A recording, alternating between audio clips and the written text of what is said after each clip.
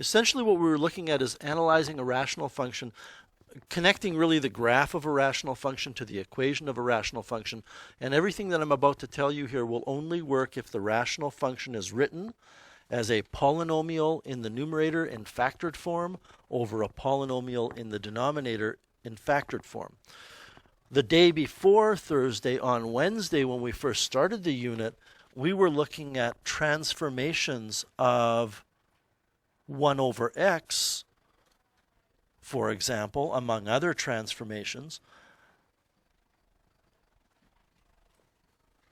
And when we analyze this type of rational function, if it's in that form, we're not using everything we learned on Thursday. We're just using the fact that we have a mental image in our head of what y equals 1 over x looks like, and then we make transformations to it. So what I'm talking about here for Thursday's stuff is you have functions where you have factors in the numerator and you have factors in the denominator. How many you have depends on what the polynomial in the numerator is and what the polynomial in the denominator is. So what we learned, what we put all together is that if you have a factor in the denominator of a rational function, then that produces a non-permissible value, assuming the factor has an x in it. Right? I mean, could there be a factor of 5 in the denominator? Sure, but that's not going to produce a non-permissible value. We now branch out that if you've identified a non-permissible value, you have to decide whether it's going to become a vertical asymptote or whether it represents a hole or a point of discontinuity. When I say vertical asymptote or a hole or a point of discontinuity, a hole and a point of discontinuity are the same thing, right? There's not three things here. There's vertical asymptote and point of discontinuity, which we can call a hole. If the factor does cancel with an identical factor in the numerator, which means the factor is in the denominator and numerator, then that non-permissible value becomes a hole, and the y-coordinate of the hole can be determined by putting the non-permissible value for x into whatever survived the canceling. I mean, you can't put it into the original rational function because then you would be dividing by 0. But once you get rid of that, you can go ahead and put it in, and that will give you the y-coordinate. If the factor that produces the non-permissible value does not cancel, then it is a vertical asymptote. And finally, if you have a factor in the numerator that does not cancel, that's an x-intercept. That's it in a nutshell. So on page 451, questions 1 through 10 for practice. Does anybody have any questions you would like me to go over for you? Go ahead, Ryan. Okay. 10 is kind of an interesting question.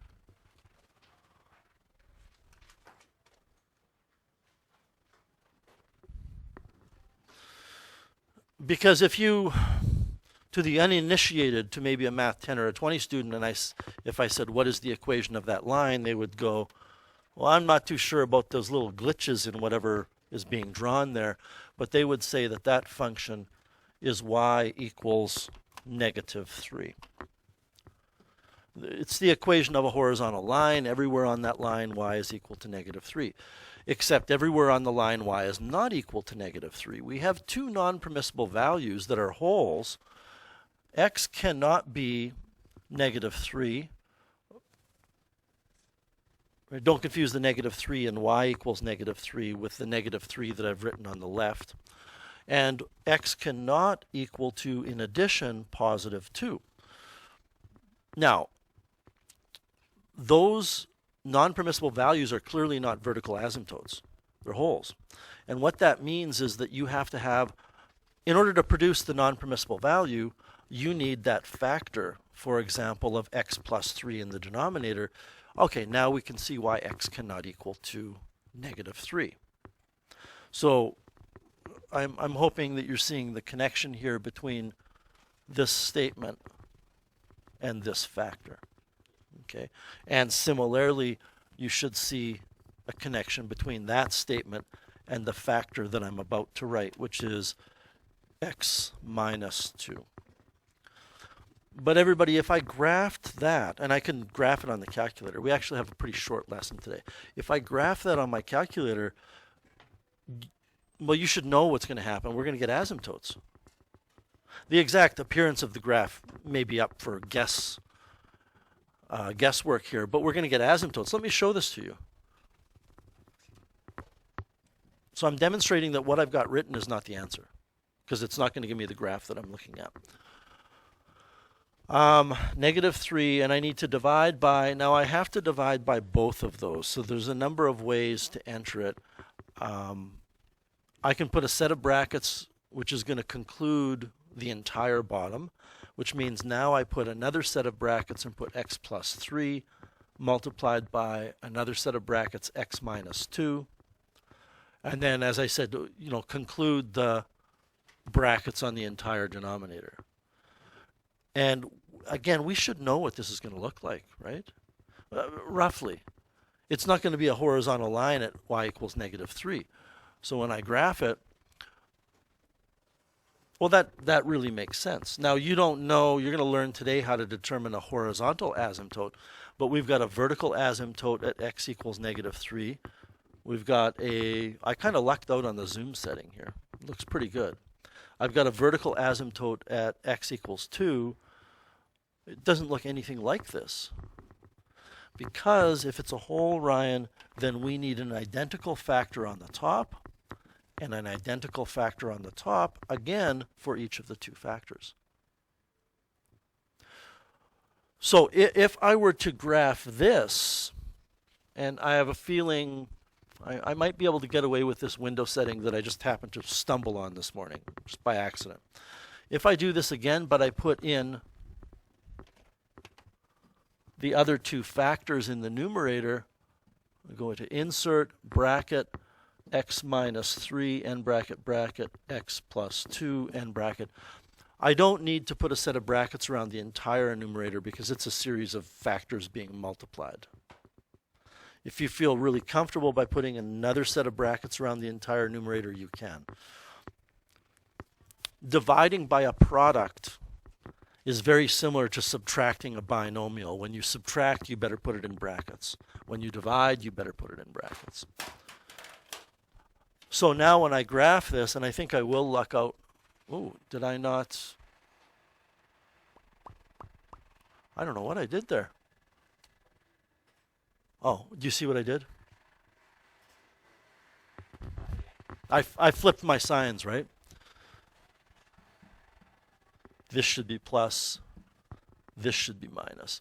So when I graph it, there's my line, and I did luck out. You don't have to worry about, I don't know if you can see that. Ryan, I suspect you can see it from where you are, but other people might not be able to. But if you take a look very carefully, there's two kind of little glitches or holes in the graph. It's not always going to be possible for you to see them on your graphing calculator, but Zoom Decimal is a good place to start. Anyway, is that okay? I suppose, given the nature of this course, I could ask you to determine the equation of the following graph.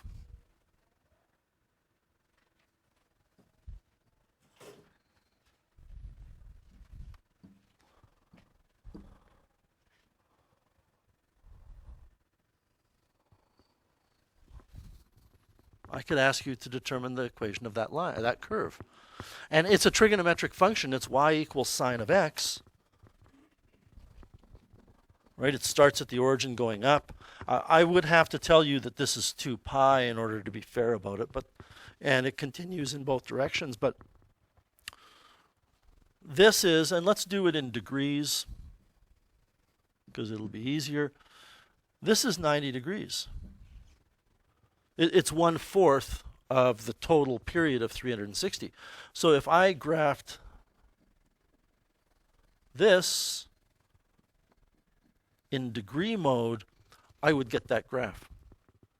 Because it's missing that point, that hole. There's a hole there at 90 degrees, so I would have to multiply the top and the bottom by x minus 90 degrees to get that non-permissible value that cancels. Anyway, are you okay with that, Ryan? Okay. Other questions?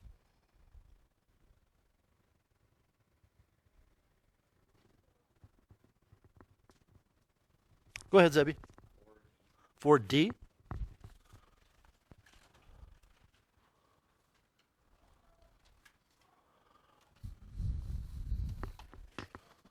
We have y equals 2x squared plus 7x minus 15 over 9 minus 4x squared. And we want to analyze this function. And this is actually a good kind of little, maybe 2-mark written response question. Tell me about the asymptotes. Now, you don't know how to do horizontal asymptotes yet. So you'll notice up here it doesn't talk about horizontal asymptotes. We will learn today that the horizontal asymptote here will be at y equals negative 1/2. But you don't know how that works yet. So the analysis of this function is all steeped in having things in factored form. So can we factor 2x squared plus 7x minus 15? Well, I probably wouldn't expect you to analyze this rational function unless it did factor. A little bit of trial and error here. 3, 5, 5, 3.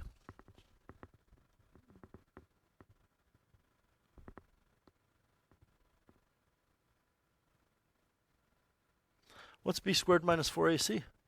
Is it factorable? It is. Okay, give me a minute. It's Monday morning. 2x and x. Okay, that's got to be, I'm guessing 3 and 5. It can't be 15. 3, 5. Oh, there we go. I just can't multiply this morning. It's looking like 2x minus 3x plus 5. Okay. When I FOIL that out, I'm going to get the 7x. The bottom is a difference of squares, which is going to factor into 3 plus 2x and 3 minus 2x. So if you were to look at non-permissible values, just to begin with, before we start categorizing them as points of discontinuity or as vertical asymptotes, you would set each of these equal to 0. And a funny thing happens whenever the number and the variable are switched. If students get a little confused. They maybe divide the wrong way, actually. But don't forget that this can be written as 2x minus 3 times x plus 5 over, this first factor can be written as 2x plus 3, and the second factor can be written as negative 2x plus 3. So if it helps you find the non-permissible values, maybe you need to do that. When I set 2x plus 3 equal to 0, wow, really what I have to do is this, don't I? I have to say it's not equal to 0, and I solve that non-equation for x. I get x is not equal to negative 3 over 2. When I take this factor and set it not equal to 0, I get x is not equal to positive 3 over 2. And the question becomes, does anything cancel? Well, yes, but I want to be careful here because I've always told you consistently you can only ever cancel things if it's a factor that's identical in the top and the bottom. What I can do with this factor of negative 2x plus 3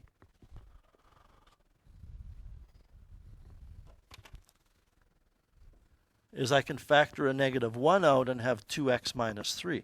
You know, what role is the negative 1 going to play in the function? It's going to flip something over, but that's not the point of this question. The point is that now you can see the 2x minus 3 cancels with the 2x minus 3, which means at that non-permissible value, which was 3/2, we have a whole. We have a whole at 3/2, comma, some number. We have a vertical asymptote at x equals negative 3/2. How are we going to determine? I didn't misspeak, but I maybe led you to believe that that negative 1 is inconsequential. It doesn't really affect things. But the fact of the matter is it's going to play a role in the y coordinate of the whole. Because this simplifies to, I don't normally like writing equals equals, but I'm just going to do it for economy of space. I get x plus 5 on the top, and on the bottom I have a negative 1 times a 2x plus 3. And Zebby, if I put the x coordinate of the whole into that expression written in red on the right, I'm going to get the y coordinate of the whole. And I'm not going to bother writing that down. I'll just figure it out quickly here. We get 6.5 over negative 6, 6.5, 30. I don't know what you get. Negative 13/12 or something. You can figure it out. I'm probably wrong. Yes, I was wrong, or I was right. Negative 13/12. Okay. So negative 1 point something. I don't know that we've answered everything about the question. We've got the vertical asymptotes, the points of discontinuity, the intercepts. Okay, so the x-intercept is going to be negative 5 because the only factor that survived the canceling in the numerator is x plus 5. So we're going to have an x-intercept. We're going to have an x-intercept at the 0 of that factor. The y-intercept is found. There's no real trick for it. You just put 0 in for x. And you can put 0 in for x wherever you like. I think it's more convenient to do it here. You're going to get 5 on the top, negative 3 on the bottom, so negative 5/3. Good?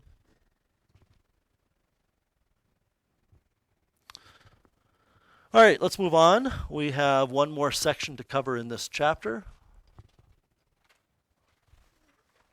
I believe this is on page 8 of your unit handout.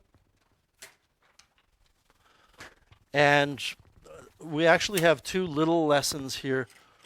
I don't know what happened in the development of this textbook when they had the new course made a number of years ago. But there's no place in the textbook they tell you explicitly how to find horizontal asymptotes. And this is something we're expected to know how to do for exams, including the diploma exam. So I want to talk with you very briefly here about the difference between a vertical and a horizontal asymptote.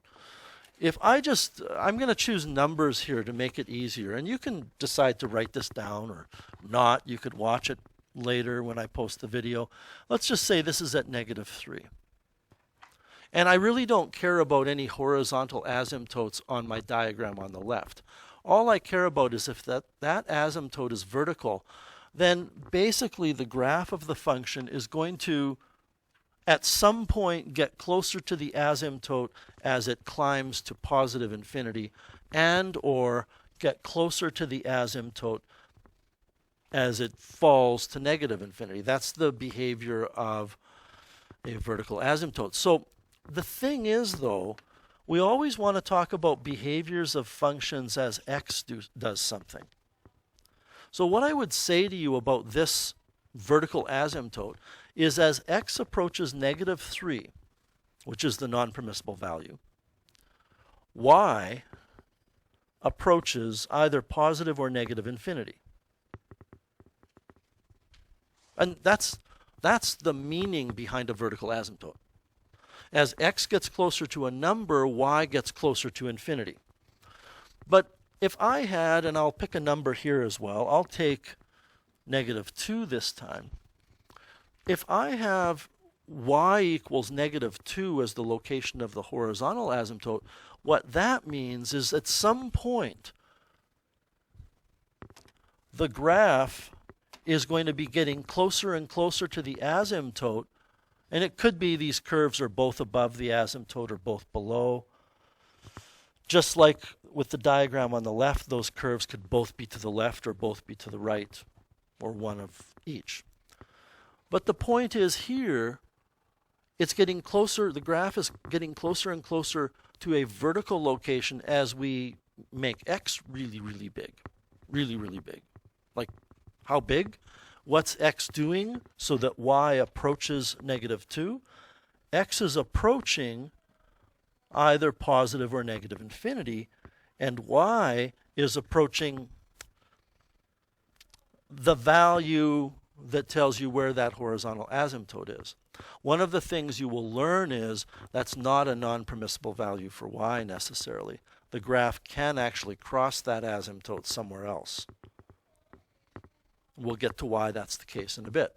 So, as a general rule, the horizontal asymptote, listen very carefully to this, is what the y-coordinate of the graph gets closer to at really, really big values of x. So let's use that idea to determine the horizontal asymptotes of these functions without looking at a graph. So if I wanted to know what y is approaching when x gets very, very big, what that means is I'm going to put very, very big numbers in for x. And I'm going to see what happens to y. I am going to use my graphing calculator and enter this function. But I'm not going to look at the graph. I don't want you looking at the graph. What I'm going to put is the numerator, which is 3x minus 10. I mean, I do need brackets around the factor. I said earlier you don't need brackets around the entire top, but you need brackets around the factors. And divided by, in brackets, 2 times x squared plus 35. And I'm going to go to my table. I don't know what my table setup is right now. It happens to be on independent equals ask. So I can say to myself, what is the y coordinate when x, I want to make sure I've entered it correctly. What is the y coordinate when x is 10? You know, is 10 a big number? No, not to us. It's 0.08511. But to like a grade, you know, if you told 4-year-old I'm going to give you 10 chocolate bars, they'd be pretty happy. That's a lot of chocolate bars. We can certainly go to a bigger number like 100, and you can see that the y coordinate at 100 is even smaller. We could go to, I mean, 25,000 is not even encroaching on infinity, is it? But I don't think you want to use too big of a number if you take this approach. And what you discover is you get 6 multiplied by 10 to the negative 5, which is 0.00006. And what you're going to discover is that as you get to larger and larger values of x, this thing is approaching 0. In fact, I would say that if you put in a big enough number for x, your graphing calculator might just crap out and say 0. Well, it doesn't. It's 3 times 10 to the negative 17. If I put in 9.99 multiplied by 10 to the 99 for x, I'm going to guess it's going to say 0. Well, it says error. It just panicked. It didn't know what to do. But the bottom line here is, as x approaches infinity, y approaches 0. In this course, we would never have y approaching a different number if we decided to go to negative infinity.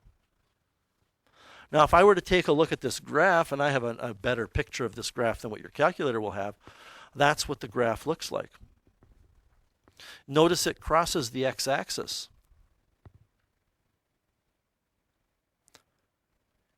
There is an asymptote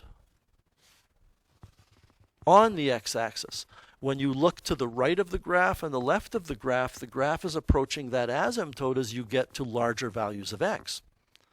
But it crosses the x-axis. Why can we cross a horizontal asymptote, but we can't cross a vertical? It's because functions are allowed to go up and down, but functions are not allowed to go back and forth. So you'll never cross a vertical asymptote. All that's important about the asymptotic behavior is at the ends of the asymptote. Anything in between just has to follow the rules of math, and functions can go up and down. All right, if we were to take a look at the next one, well, we can put that into our graphing calculator, and we can put bigger and bigger values of x in. And I will tell you right now, I just want to save a bit of time because I don't think we need to actually do this. If you were to do it, and you can certainly try it, and by the way, finding a horizontal asymptote in this fashion at the end of this little lesson is the last option you want to do. You don't want to have to do this. It's a last resort. What you will discover is y approaches 5/2.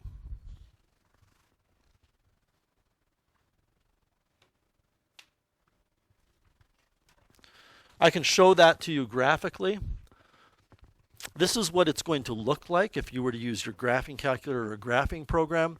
You would see some vertical asymptotes, but you would also discover there is a horizontal asymptote.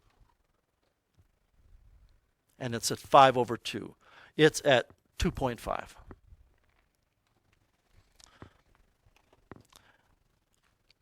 And here, you would discover as x approaches infinity, y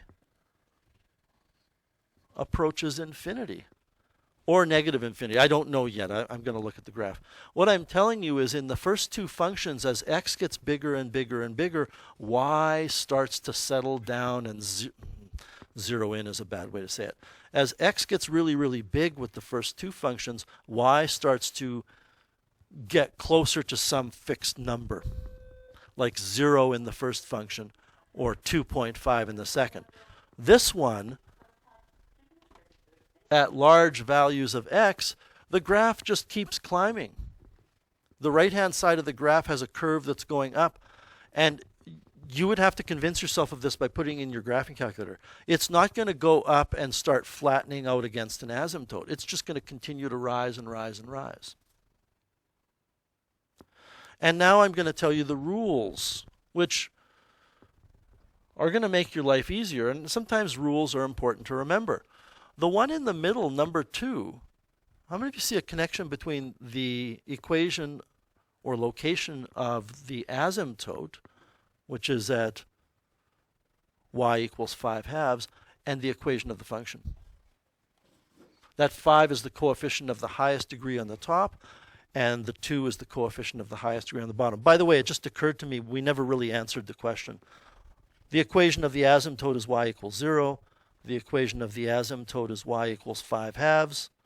The equation of the asymptote, there is no horizontal asymptote.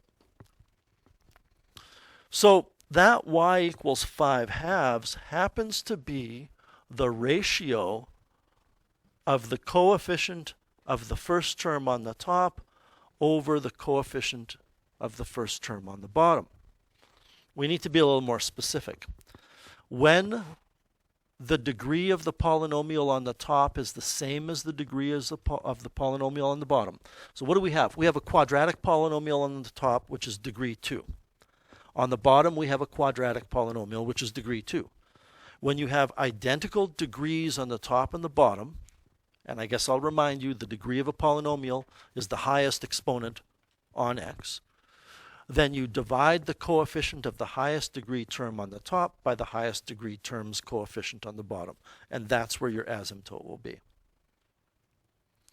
There's a reason this makes sense, and I don't really think it's that important for all of you, but some of you might gain something from it. At incredibly large values of x, I can go so far as to say that incredibly large values of x, -9, get this going, -9 at like infinity, if we could ever get there, is so insignificant we might as well not even include it. And -10 is just the drop in the bucket. It's not really playing an active role in y at that point. And because the first term on the top is x squared, we're looking at infinities squared. And they're going to rule the roost on the top, which means these piddly linear terms on the top and the bottom really don't amount to anything at incredibly large values of x. And then we could even go so far as to say, well, you know what? Then we have x squared over x squared, so let's cancel it. If you were to take a look at number 1, the degree on the top is less than the degree on the bottom. That's all that's important. Because, and let me explain to you the reasoning here. If the degree on the top is smaller, then at infinity, the bottom is growing at infinity squared, and the top is a linear thing, which really doesn't matter. So you end up with nothing compared to infinity. You end up with nothing over infinity. And this is always going to be the case, that if the degree on the top is less than the degree on the bottom, y equals 0 will be the asymptote. The opposite, if the degree on the top is bigger than the degree on the bottom. Well, if the degree on the top is bigger, then it's just going to keep climbing. So here are your rules. And again, this is not in your textbook. If the numerator degree is bigger than the denominator degree, there's no horizontal asymptote. Is this the order they're given on your handout? So this is actually our third example that we did, correct? Okay. If the numerator degree is smaller than the denominator degree, then the x-axis is an asymptote. And if the degrees are equal, you divide the coefficients. So you need to know how to find horizontal asymptotes now.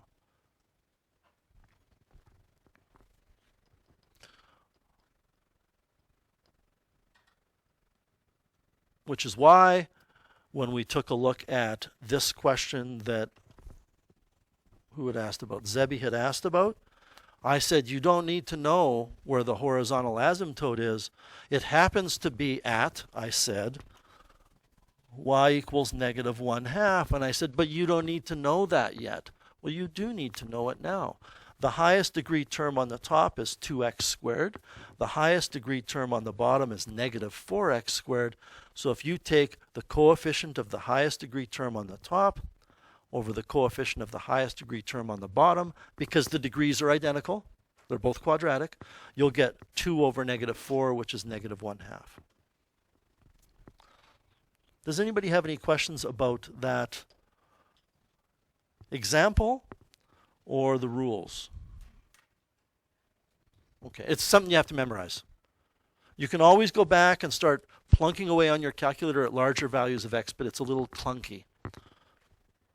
All right, so we're going to do something today which you did in, well, you kind of did in Math 20-1 when you dealt with rational functions and equations.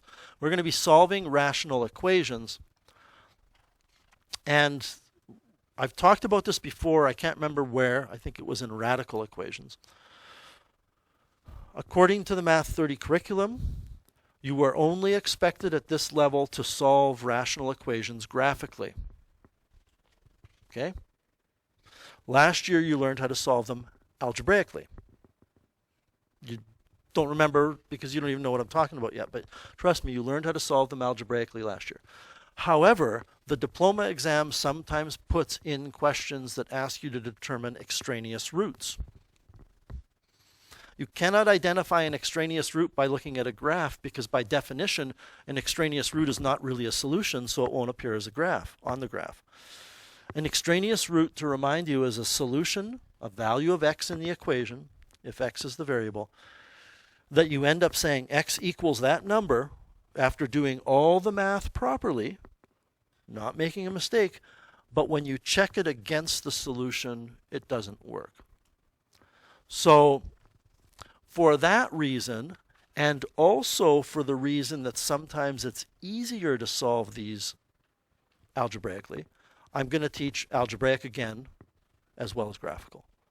So the algebraic part you learned last year. Remember, this is the Math 30 part, that the solution to any equation, if the equation is written as a function of x equals 0, the solution can be found by looking at the x-intercepts of the function. Imagine you go back to grade 8 or 9, and I give you a graphing calculator, which would be a fatal mistake as a teacher.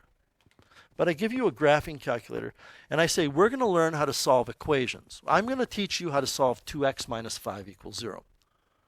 And I would just be corrupting your math education by doing it this way. But I teach even a grade 6 student maybe to do this. I say, hit the Y button on your calculator and enter 2x minus 5 and look at where it crosses that horizontal line, which is the x-axis.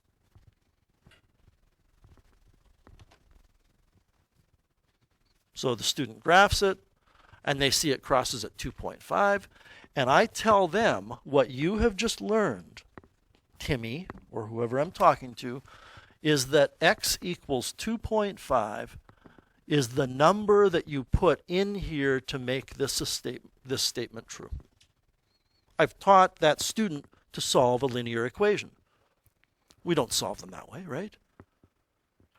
I mean, it's 5 over 2, which is 2.5. You move the 5 over and you divide by 2. And if all you knew how to do was solve these graphically, you'd be in trouble. But that doesn't mean we can't solve them graphically if we want to. It just means you have to know how to solve it algebraically as well. So consider this equation. We're going to solve this algebraically first. And I'm going to ask everybody to rewrite this equation in a very specific manner. It's x plus 6 over x plus 2 equals 5. And since x is really x over 1 and 5 is really 5 over 1, I've adjusted things vertically.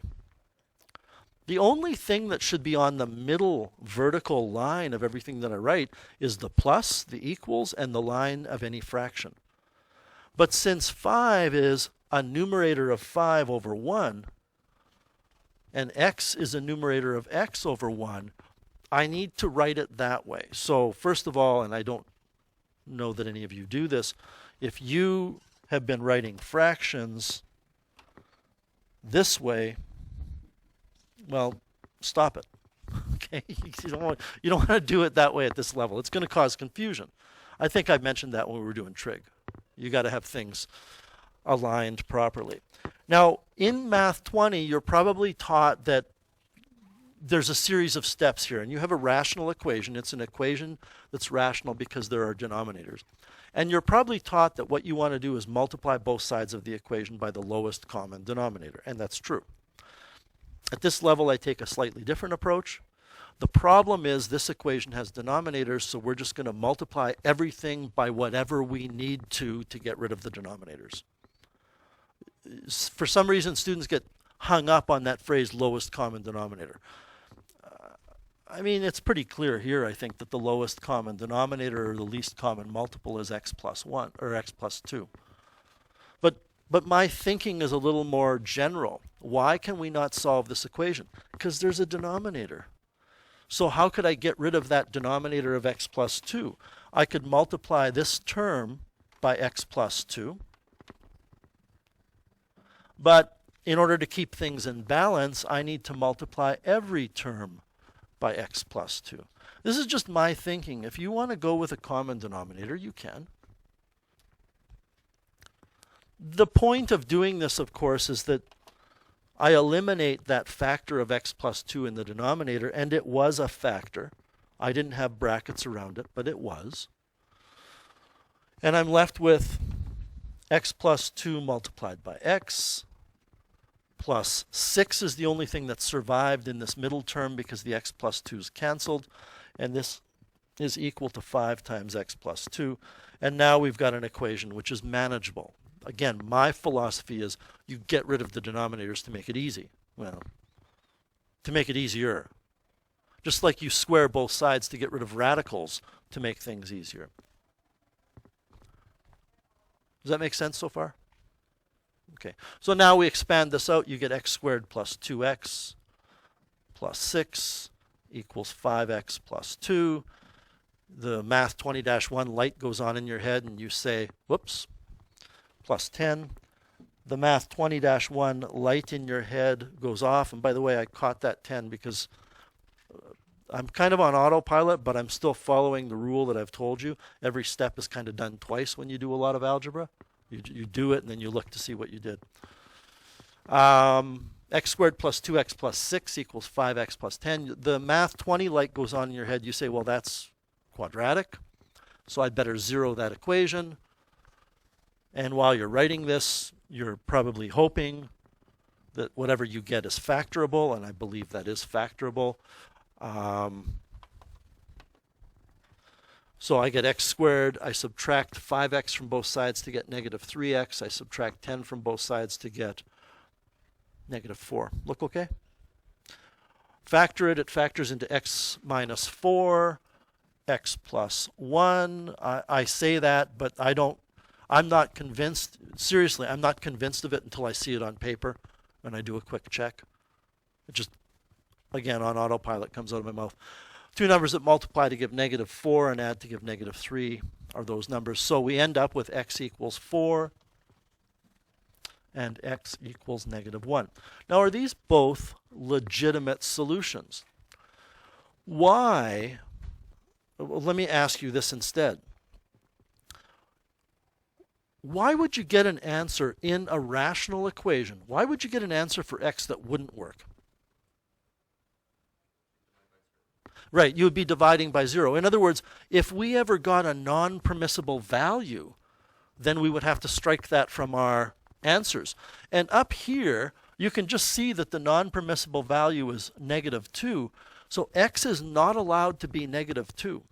You do not, I don't think, at this level, have to put your solutions in one at a time to see if they work.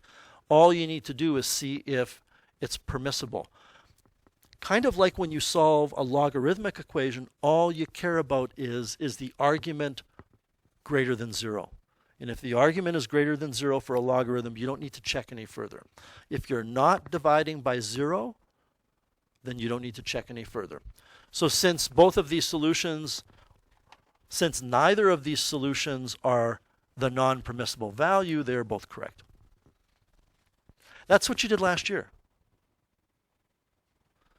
The method that you might have done might be a little bit different, but that was the gist of it. Now, if we solve this graphically, boy, I hate that the curriculum is hung up on this. I don't need to align things here as I did in the previous one, but I still kind of do. The curriculum is hung up on x-intercepts. So in order for you to solve this by looking at x-intercepts, you need to graph the function after the equation after it's been zeroed as a function. I don't particularly care for that. One of the problems with rational functions is the graphs get complicated, right? We've seen some of these crazy graphs. So you're going to want to be very careful about interpreting the visual of this graph. X plus 6 over in brackets, x plus 2, n brackets, minus 5. And we are looking solely at the x-intercept, so I'll go zoom standard.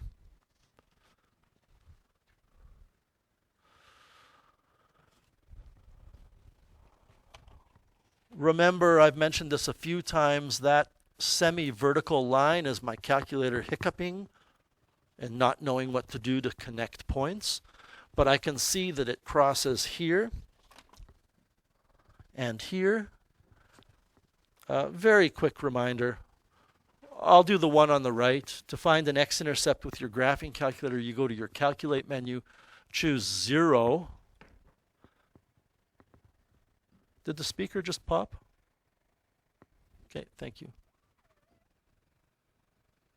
Put your cursor after you've chosen 0, which is actually number 2 from your calculate menu. Put your cursor to the left of the intercept and put your cursor then to the right of the intercept. You don't need to guess, and then hit enter and you get 4. Bottom line is you're going to get -1 and 4. Which, you know, if you wanted to know the solutions and it's a multiple choice, this is pretty quick. Here's the problem, though. I don't ask why this might happen. What if there was another x-intercept further on down the line? Like way down the line. There isn't, okay, because we solved it algebraically. But the only way to convince yourself of that is to solve it algebraically. Let's do one more. So solve this equation algebraically. Let me rewrite it, and you should rewrite it as well. And this time when you rewrite it, you should really, well, it doesn't matter if you space things out just yet, but I'm going to space them out.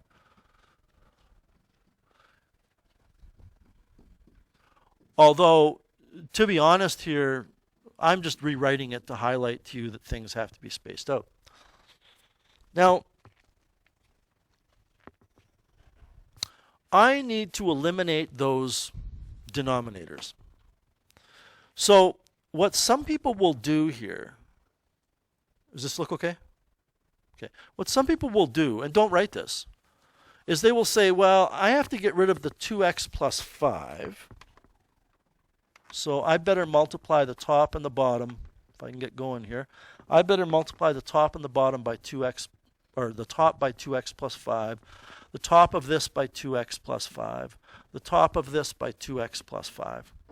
And you're not writing this, because you would be wrong in writing what I'm about to write. And then the person would say, well, okay, that means I've gotten rid of the 2x plus 5. I need to multiply now by 4x plus 10 to get rid of that. And you're not writing this.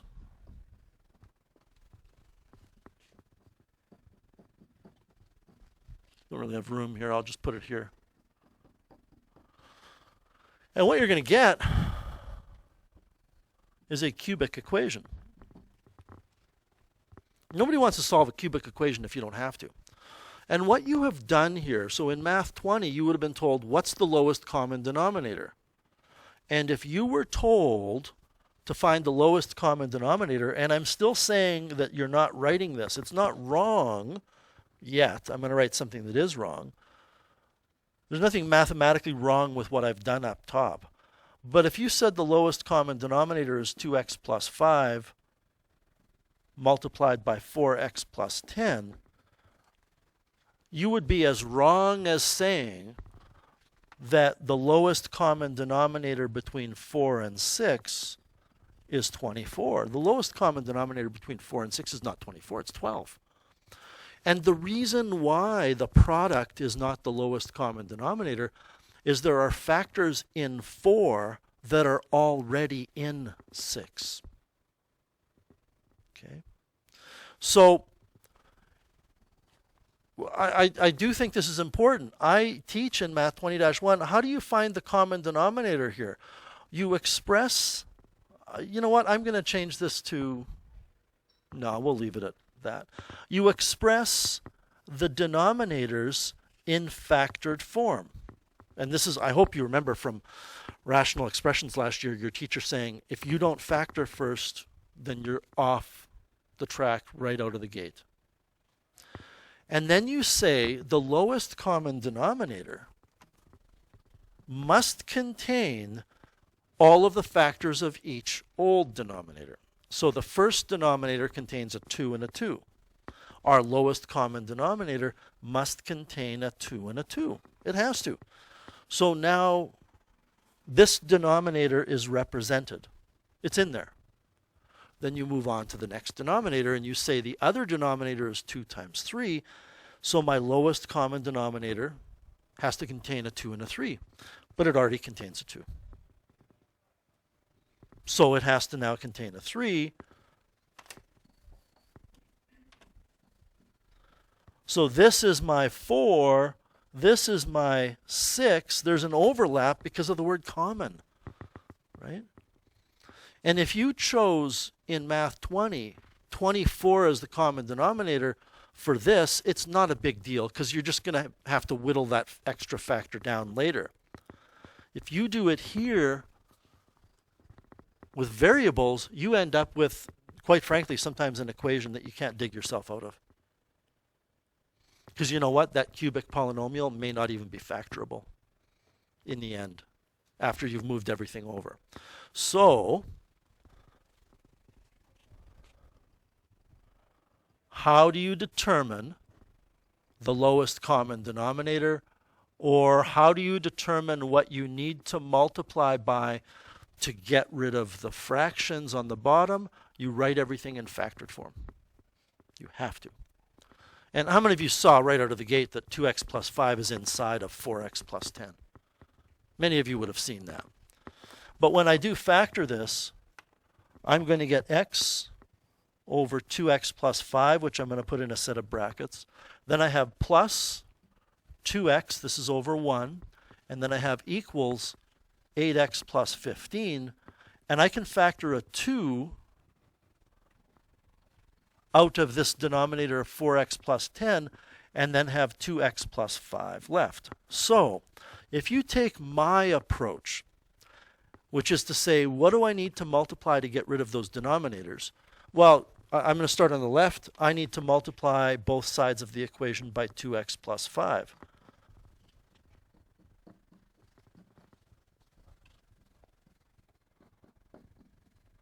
Oh, and as an added bonus, guess what happens over here on the right? I happen to get rid of the 2x plus 5 in this denominator. So at this point, I'm not going to cancel anything just yet, but at this point, the only thing in the denominator that's really a pest is this number 2 now. So then I say, well, I also have to multiply by 2. Where you put that 2, it doesn't matter. And incidentally, this is the lowest common denominator if you take the approach of multiplying by the lowest common denominator. Why? Because the lowest common denominator must contain 2x plus 5. So we put it in there. The lowest common denominator must contain 2 and 2x plus 5. We already put the 2x plus 5 in, so we include the 2. That may be for some of you way more of an explanation than you needed. But some of you, I think, need that explanation. Okay. You don't want to multiply by too much. So what happens here? I'll do my canceling now. I'll cancel in red. These two factors cancel. Nothing cancels in the middle piece of my work. These two cancel, and these two cancel. And, be very careful here. There's a lot of camouflage. There's a lot of cluttering here of what's going on. So I have a 2x left. I have plus 4x times 2x plus 5. And I have equals 8x plus 15.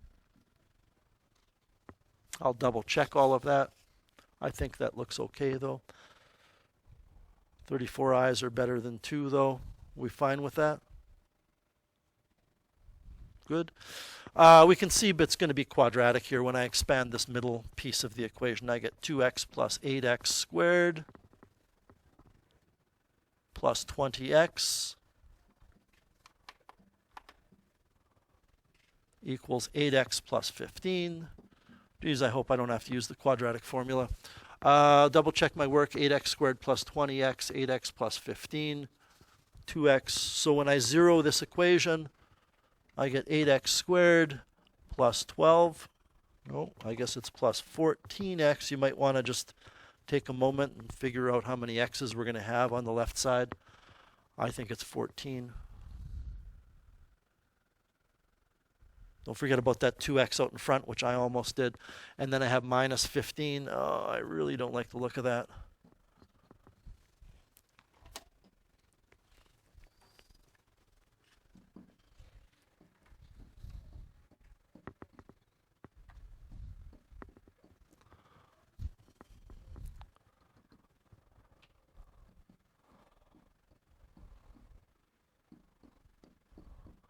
The discriminant is 676, which I believe is a perfect square. I don't know what it is, but I recognize it. 26. So this is factorable. You know me by now. I'm not really that good at factoring when the numbers get out of hand. I'm going to try 2 and 4. What do we want? Probably 3 and 5. 3 would be 20. 3 would be 12. 5 would be 10. No. 3 would be 6, 5 would be 20. I think I have it.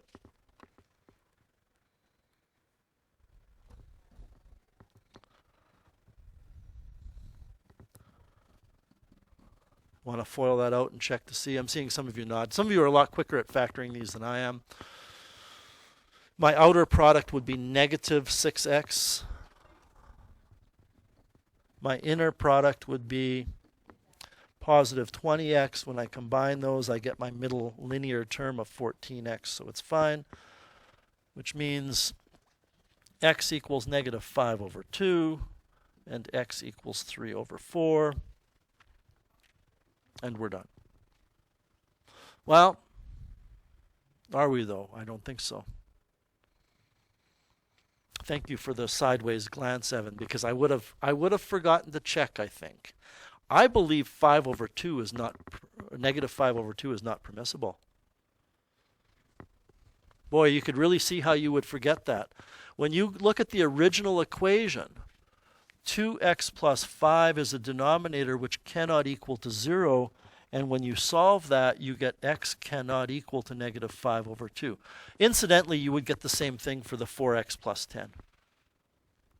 So x cannot equal negative 5 over 2, which means this is not a solution. It's what we call an extraneous root. So there's an example on an exam. The extraneous root of that equation is what? Well, graphically, it's not going to help you. And then x equals 3/4. Let's just take a quick look now at solving this graphically. I'm going to move away from the x-intercept method. I don't like zeroing an equation, especially one this complicated, and graphing it and looking at x-intercepts.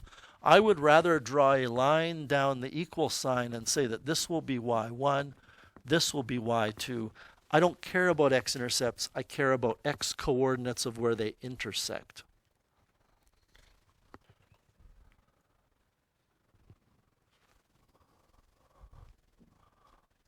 So I have x divided by 2x plus 5. One of the things about using your graphing calculator in this fashion is you do need to understand the structure of your brackets and where they should go. You know, I'm going to take a quick peek at what this looks like. It's kind of a cluttery graph, especially considering now I'm going to graph something over top of it. What I'm going to graph over top of it is in brackets 8x plus 15 divided by in brackets 4x plus 10.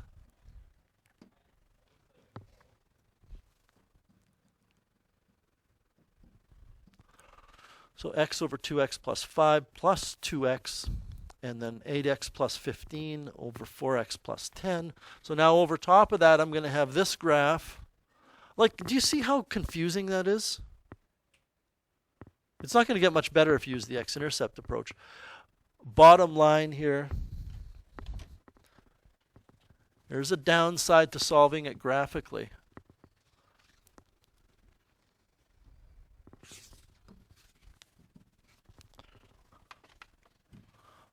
I think clearly, but maybe not for everybody,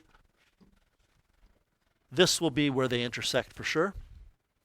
The question then becomes, does this graph intersect with this graph? And if I tell you they don't, intersect, and then we tell somebody else to find out where they intersect, that's a great practical joke, because they don't, and they'll never be able to find it. So they'll think they have to just keep looking further and further and further, and they'll never get there. Similarly, they don't intersect. I don't know which one was which. I think this was that doesn't matter. These two curves will not intersect ever as well, down towards the asymptote. And if you find that point of intersection, I'm guessing you're going to get, was it 4 over 3? 3 over 4? You're going to get 0.75. And I can see a couple of you already did that.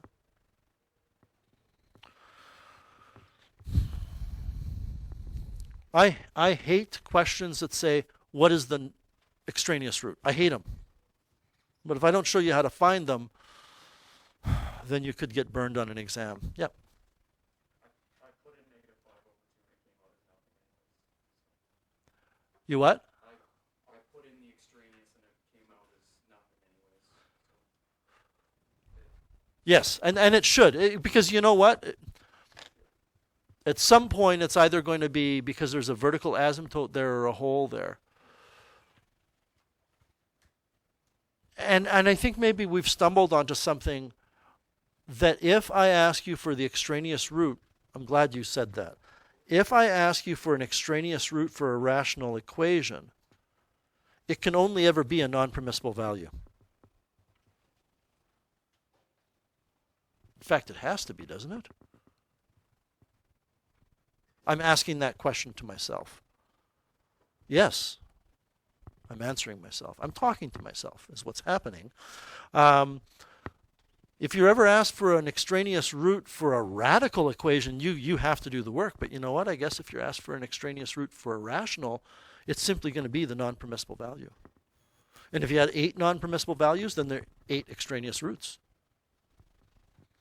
Anyway, tomorrow in seminar, I have to be away tomorrow morning. I'm back in the afternoon. In seminar, you're going to be writing a quiz with maybe around 10 multiple choice numerical response questions on rational expressions and transformations of 1 over x and 1 over x squared. So you'll want to do a bit of studying for that. Then you will have a lesson. I'll record it today after school and post it. And the sub will be pausing it wherever it needs to be paused for you to write notes and stuff. But we're moving on to chapter 10 tomorrow. Okay? And then, as I said, for those of you that I have in the afternoon, I'm back late morning.